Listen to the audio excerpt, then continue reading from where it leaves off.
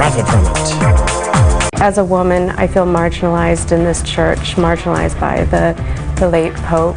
This Pope didn't care to learn from the likes of women.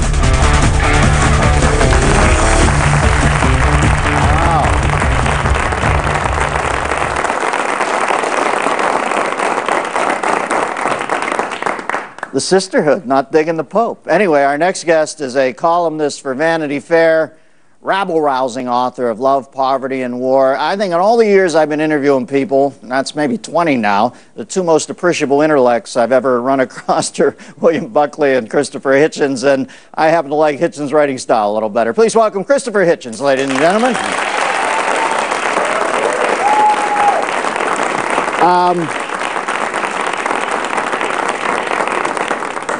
Chris, you fearlessly go where some won't. Now, I know in the old church, literally, when somebody was up for sainthood and stuff like that, there was somebody who would play the official, it's where the phrase comes from, devil's advocate. Am I correct?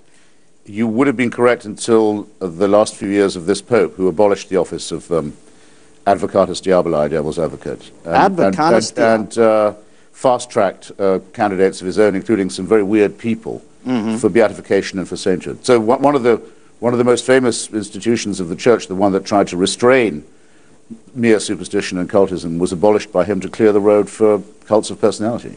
Well, shoot the Pope through the prism of maybe, what did you think of this Pope now in his demise? Well, I could add to just what I just said by saying, look, he did ask me to testify against the beatification of Mother Teresa, and I did go to do that.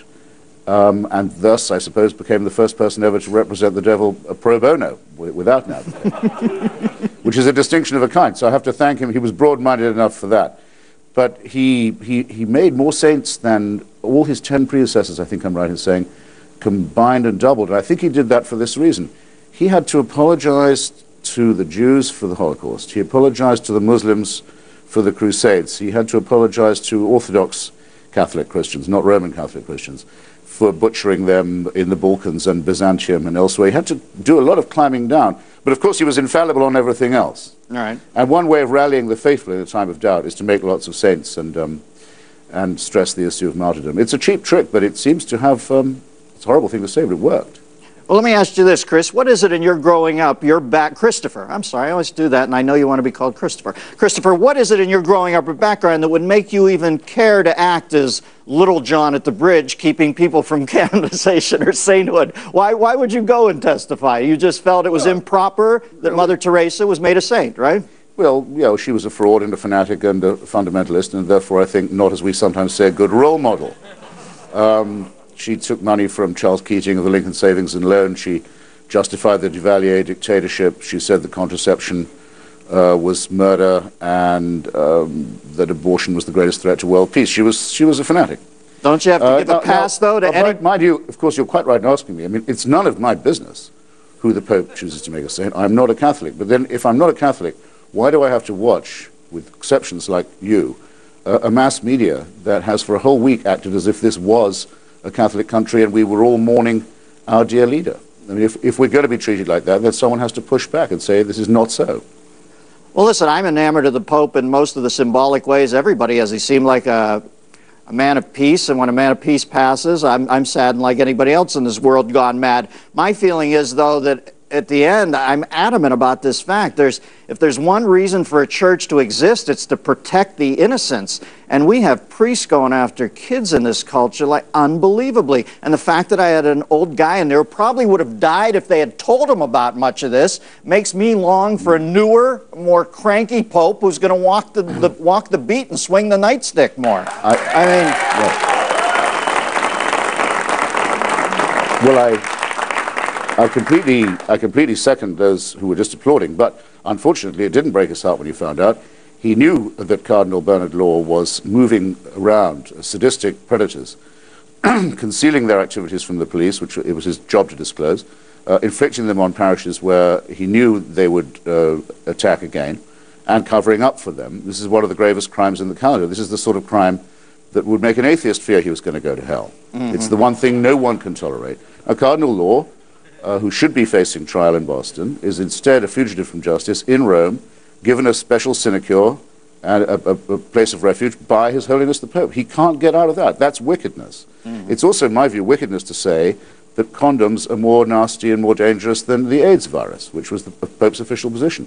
It's lucky for him that he isn't going to face judgment, because if he did, he'd have a lot of people's deaths on his conscience, as well as the rape and torture of a lot of children. These are things I wouldn't want to have to go to my grave with, even if I was sure there was no afterlife. And no one will say this week. It's all piety, it's all Pope all the time. And what about when you say man of peace? This is the guy who invited Saddam Hussein's chief henchman to the Vatican a couple of weeks before Saddam was removed, and fawned on him and called him a man of peace. That's Tariq Aziz, another wanted torturer and mass murderer. This is a pretty grim record. Well, Chris, you better hope so, or you're going to hell if not. Well, all the most amusing people seem to be bound the same way.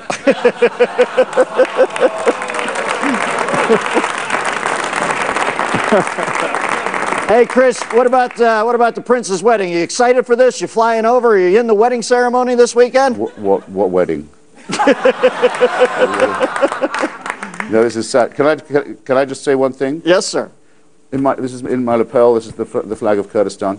You remember how people used to say, if you continue to jeer weeks, months, years back about Iraq, saying, you think we're going to have Jeffersonian democracy there? You remember that smear and sneer?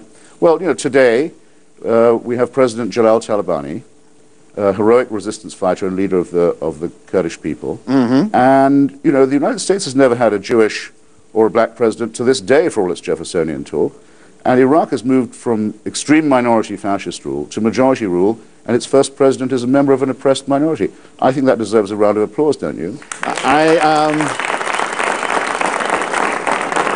Listen, I will not even pretend to be as wise as to think that I saw these things coming, but these are the things I hoped for when we launched this invasion, and now some of them are coming true, and I agree with you completely. I know you've been a backer, proponent of the Kurds for a long time, and yeah, this certainly tells us that the game is afoot over there. It's good to see. Christopher, good to see you, my friend. Up next, we'll find out.